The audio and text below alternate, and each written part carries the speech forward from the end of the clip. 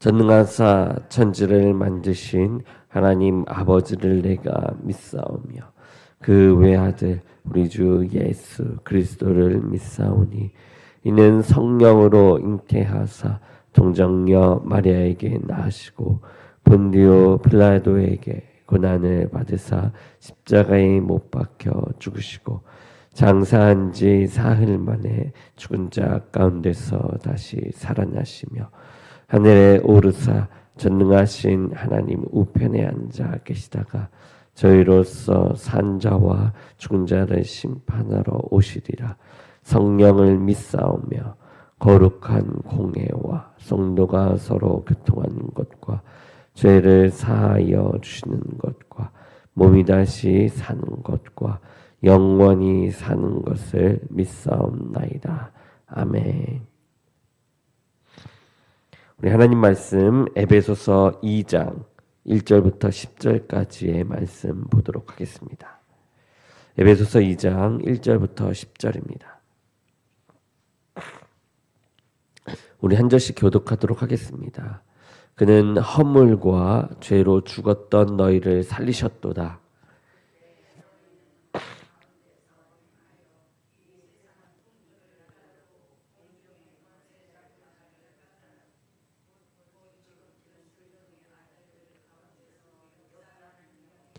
전에는 우리도 다 그 가운데서 우리 육체의 욕심을 따라 지내며 육체와 마음에 원하는 것을 하여 다른 이들과 같이 이 본질상 진노의 자녀였더니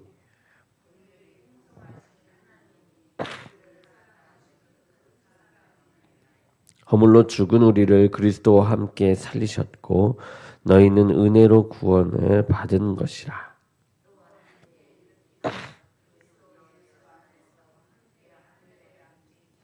이는 그리스도 예수 안에서 우리에게 자비하심으로써 그 은혜의 지극히 풍성함을 오는 여러 세대에 나타내려 하심이라.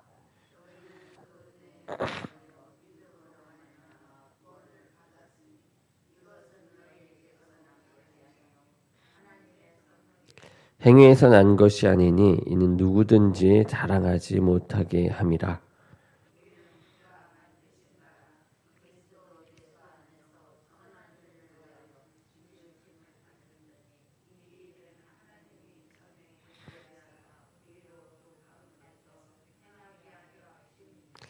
아멘. 우리 에베소서의 말씀입니다.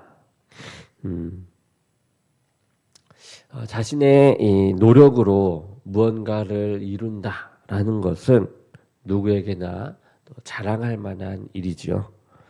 그러나 구원은 무언가를 행해서 이 행위로 얻을 수는 없습니다. 그렇기에 누구에게도 자랑할 수 없습니다. 구원의 은혜의 이 원리를 우리가 깨닫고 하나님과 사람 앞에 항상 이 겸손한 자세를 취하는 것, 이것이 이 성도가 가져야 할 모습인 줄로 믿습니다. 믿음으로 구원을 받았다라는 말은요, 이 행위로 구원을 받는다라는 것과는 대조되는 진리입니다. 다른 종교들은 사람의 행위로 인해서 나오는 그 공로로 스스로를 구원에 이르는 구원의 원리를 제시합니다. 구약 이스라엘도 하나님이 그들에게 주신 그 율법을 오해하여서 자신의 율법을 지킴으로 구원에 이른다라고 하는 왜곡된 신앙을 가지고 있었던 것을 우리가 말씀을 통하여 볼 수 있습니다. 그러나 이러한 구원과는 인간이 본질적으로 이 죄에 오염되어서 스스로 구원을 이룰 수 없는 존재임을 간과한 오류가 되는 것이죠. 성경은 인간이 전적으로 타락하였다. 그래서 타락하여서 전적으로 무능한 상태에 있다라고 이야기하고 있습니다. 하나님이 이스라엘에게 이 율법을 주신 그 목적은 이 율법의 거룩함 앞에 자신들의 영적 무능함을 깨달아라 라는 것이고, 또 그것으로 인하여서 겸손하게 스스로 죄인임을 인정하고 무엇보다 주님께서 말씀하신 바 이 회개하게 하기 위함이었다라는 것이죠. 율법은 그러므로 회개를 드러내게 하는, 회개로서 하나님 앞에 나아가게 하는 그런 역할을 하는 것입니다. 그러나 영적으로 이 무지한 자들은 이 자신의 공로로 구원에 이르겠다라는 그런 교만한 마음으로 이 메시아이신 예수 그리스도를 십자가에 못 박는 죄까지 이르게 되는 것이죠. 하나님은 구원의 이 전적 무능에 처해 있는 그 인류를 구원하기 위해서 죄 없는 이 자신의 독생자 예수 그리스도의 생명을 이 대속의 값으로 내어 주셨습니다. 그러므로 예수님의 이름을 믿는 자에게는 이제 구원의 길이 열리게 된 것입니다. 예수님을 믿는 자는 이 예수 그리스도와 함께 십자가에 못 박혀서 이 허물과 이 죄로 죽임을 당했고 그리스도와 함께 부활의 영광에 동참하여서 이 하나님의 자녀가 된 것입니다. 그러므로 성도는 자신의 이 공로가 아닌, 자신의 의가 아닌 하나님의 은혜로 이제 구원을 받았음을 항상 인식해야 하는 것입니다. 그래서 이 두렵고 떨리는 마음으로 하나님 앞에 겸손히 행하며 주님의 이 말씀에 전적으로 순종하는 삶을 살아가야 할 것입니다. 그리고 예수님을 믿어서 우리가 구원을 받는 경우 그 믿음은 또한 그 사람의 것이 아닙니다. 만약 믿음이 사람의 의지적 결단에 의해서 나오는 것이다 라고 한다면 이 또한 이 사람의 공로가 되는 것이죠. 그래서 성경은 사람이 믿음으로 구원받는 것이 전적으로 하나님의 이 은혜의 선물이다라고 선언하고 있습니다. 그렇기에 그리스도의 이 복음을 수용하는 이 믿음 또한 하나님의 은혜의 선물일 수밖에 없는 것이죠.